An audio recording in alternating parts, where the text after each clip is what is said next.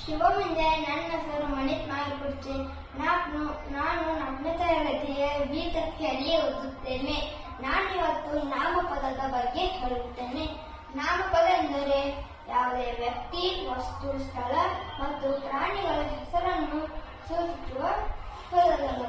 ನಾಮಪದದ ವಿಧಗಳು: ವಸ್ತುವಾಚಕ, ಗುಣವಾಚಕ, ಪ್ರಕಾರವಾಚಕ, ದಿಗ್ವಾಚಕ, ಸಂಖ್ಯೆಯವಾಚಕ, ಭಾವನಾಮವಾಚಕ, ಪರಿಮಾಣವಾಚಕ, ಸಂಖ್ಯಾವಾಚಕ.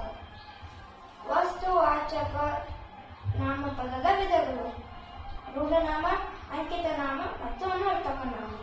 ರೂಢನಾಮ ರೂಢಿಯಿಂದ ಬಂದ ಪದಗಳು. ಉದಾಹರಣೆಗೆ ನದಿ, ಪರ್ವತ ಮತ್ತು ಪಟ್ಟಣ.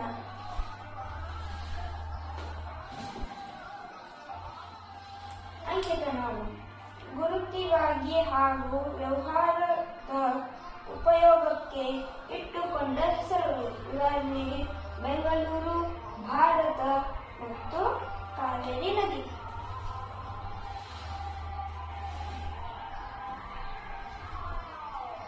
ಅನರ್ಥಕ ನಾಮ ರೂಪ, ಗುಣ, ವ್ಯಕ್ತಿ, ಸ್ವಭಾವಾದಿ ವಿಷಯವಾದ ಅರ್ಥಕ್ಕೆ ಅನುಗುಣವಾಗಿ ಇಟ್ಟ ಹೆಸರುಗಳು.